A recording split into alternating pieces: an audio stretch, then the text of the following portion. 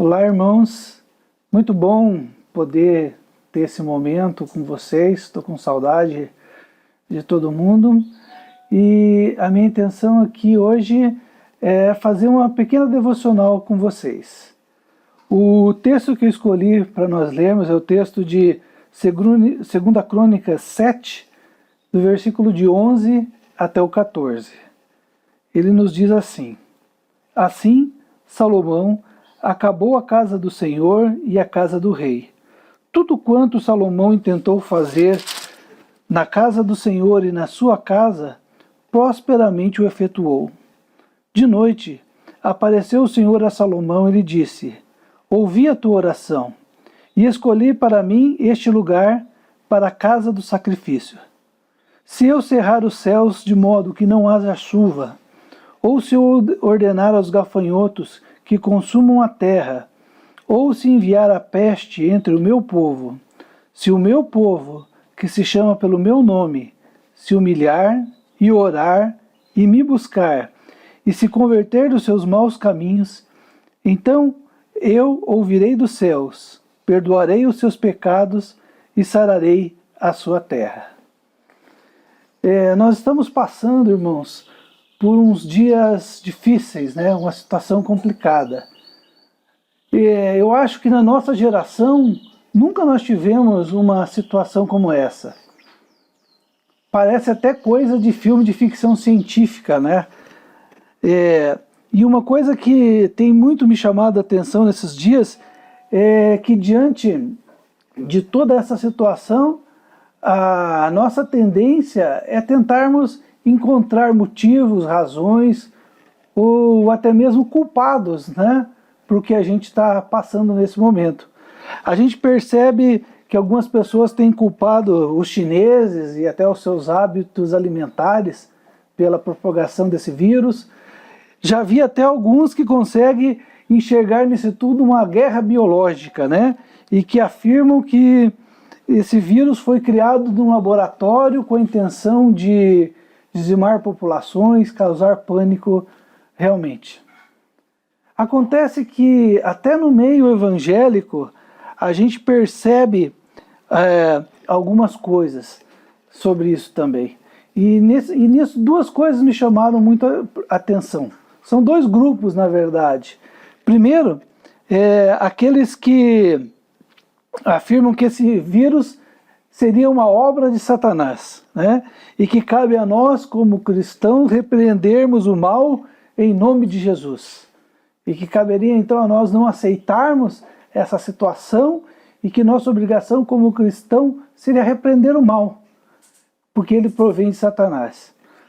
Também tem um segundo grupo, que aqueles que entendem que essa situação, essa pandemia, seria motivada por um castigo de Deus para a humanidade, né?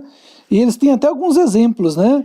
Como o que nós vimos nos desfiles das escolas de samba esse ano, circunstâncias que estavam nos escarnecendo de Jesus, né? Passeatas que aconteceram algum tempo atrás, onde a figura de Jesus também era também escarnecida ali. E toda essa situação me faz pensar que nós como cristãos não devemos olhar por esse ponto de vista. Então eu gostaria de convidar vocês, à luz desse texto que nós lemos, a pensar de uma outra forma. A reflexão que eu gostaria que nós fizéssemos, ela começa baseada no versículo 13 do texto que nós lemos, que eu vou ler novamente. Fala assim: Se eu cerrar os céus de modo que não haja chuva, ou se ordenar que os gafanhotos consumam a terra, ou se enviar peste sobre o meu povo. Essa primeira parte. Aqui a gente vê que nessa conversa de Deus com Salomão, que apareceu para ele de noite num sonho, não estamos vivendo aqui uma situação de pecado. O povo não estava naquele momento propriamente em pecado. E Deus se coloca como ele, em certas circunstâncias, poderia ele estar enviando a seca, fechando os céus da chuva, ele poderia estar ordenando gafanhotos para comer as plantações, ou seja, uma situação de fome, ou ele poderia enviar a peste. Então, a primeira reflexão que eu gostaria de fazer nesse momento é que se nós pensarmos para essa toda a situação e nos lembrarmos que Deus ainda está no controle de tudo. E que, ao invés de tentarmos achar culpados para isso, que nós pensássemos nisso como uma situação onde nós estamos sendo provados por Deus. Que nós encarássemos esse momento onde nós estamos proibidos, às vezes, de sair de casa, onde nós estamos passando por medo de ficarmos doentes, ou até medo de estarmos sendo contagiados por essa doença e morrer, que nós encarássemos isso como uma provação. E se nós olharmos para isso como uma provação que vem de Deus, e não como um castigo de Deus, ou como a consequência de Satanás estar fazendo isso, nós podemos olhar como exemplo a vida de Jó. Jó era um homem bom, temente a Deus, e mesmo assim ele foi submetido, com a permissão de Deus, a uma grande tentação. Então, a primeira coisa que eu queria dizer é isso. Vamos mudar esse jeito de olhar para a situação. Vamos deixar de procurar responsáveis, culpados, e vamos pensar nisso como um momento de provação que nós estamos passando. A segunda coisa que eu gostaria de comentar é qual deve ser a nossa atitude nesse momento de provação. O versículo 14, ele diz assim: se o meu povo, que se chama pelo meu nome, se humilhar, orar e me buscar e se converter dos seus maus caminhos.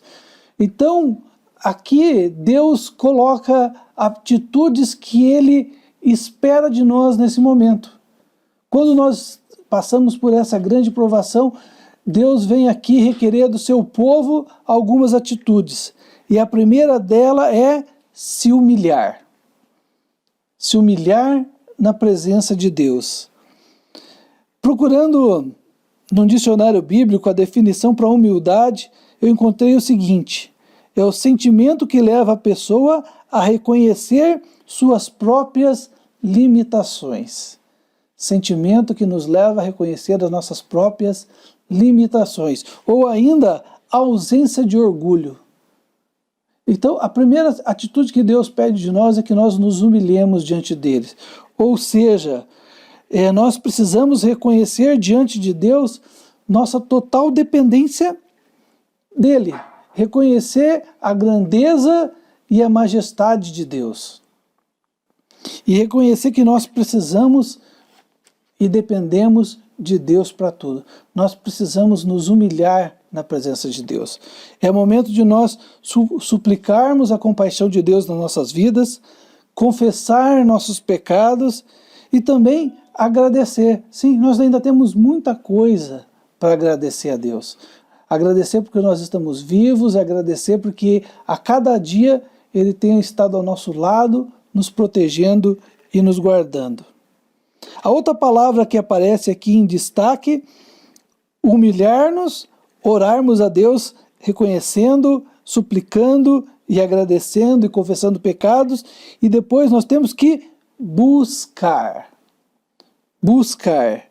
E me buscar. Irmãos, nós temos que lembrar que nós precisamos buscar a cada momento, a cada dia, a Deus na nossa vida.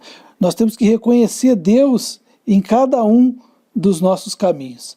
Salmo 9:10 diz que Deus não desampara os que o buscam. Ou seja, quando nós buscamos a Deus, Ele nunca vai nos deixar desamparado. Ele é o nosso socorro sempre presente quando nós passamos por aflição. Nós nunca podemos esquecer de buscar a presença de Deus, estar firmados nele, andarmos cada dia de acordo com a sua vontade. E por último, ele nos diz que nós temos que nos converter dos nossos maus caminhos. converter dos maus caminhos é deixar de andar por aqueles caminhos que não agradam a Deus.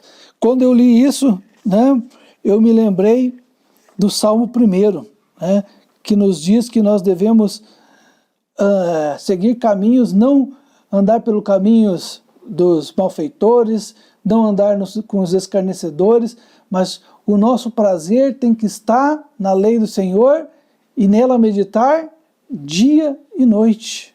Então nós precisamos mudar a atitude. Que tal aproveitar esse tempo em que nós estamos sozinhos, sem a convivência dos demais, e buscarmos a presença de Deus e mudarmos o nosso caminho. Refletir naquelas situações e atitudes que nós temos andado e não de conformidade com o que Deus quer de nós e procurarmos mudar isso. E por último, ainda no versículo 14, vem a consequência dessa mudança que a gente pode fazer. Parte B do versículo 14. Então eu ouvirei dos céus, perdoarei os pecados e sararei a terra. Quando nós nos dispomos a orar, buscar a Deus, desviar dos nossos maus caminhos, nos humilharmos na presença de Deus, então Deus vai nos ouvir. Ele vai perdoar os nossos pecados e Ele vai sarar a nossa terra. Se o que nós queremos é que a nossa terra seja sarada nesse momento, que essa pandemia seja vencida, nós precisamos fazer a nossa parte, que Deus com certeza vai estar nos ouvindo, irmãos. Isso para nós é um motivo de grande alento, né, de grande alívio. Saber que em tudo isso, Deus ainda vai nos ouvir.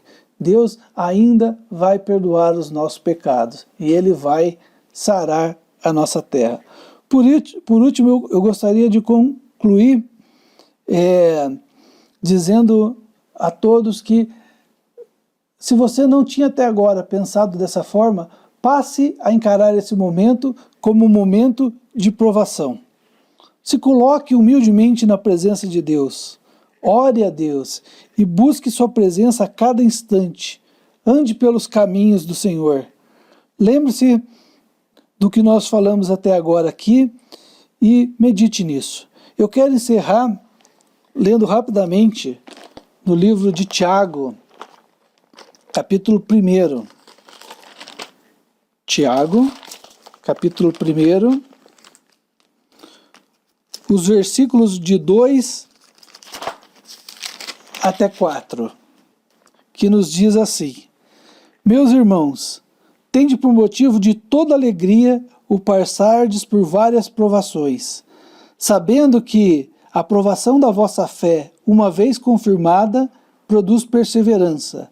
Ora, a perseverança deve ter ação completa, para que sejais perfeitos e íntegros e em nada deficientes. Vamos encarar, irmãos, essa provação com alegria, sabendo que ela vai fazer que, ao final de tudo isso, nós tenhamos vencido, temos a nossa fé aumentada, confirmada, e que ela possa estar produzindo perseverança em cada um de nós. Amém? Vamos encerrar esse momento com uma oração? Senhor, te agradecemos porque o Senhor nos permite estarmos diante da Tua Palavra, lermos e aprendermos com ela. Muito obrigado, Senhor, porque à luz da Tua Palavra nós podemos perceber que estamos passando por uma grande provação, mas que se nós a enfrentarmos na Tua presença, nos humilhando, orando e buscando os Seus caminhos e nos desviando dos caminhos maus, o Senhor estará conosco, nos abençoando, nos perdoando e sarando a nossa terra. Abençoa, Senhor, o Seu povo, abençoa a Sua igreja e fica conosco. Nós oramos por tudo agradecidos em nome de Jesus. Amém.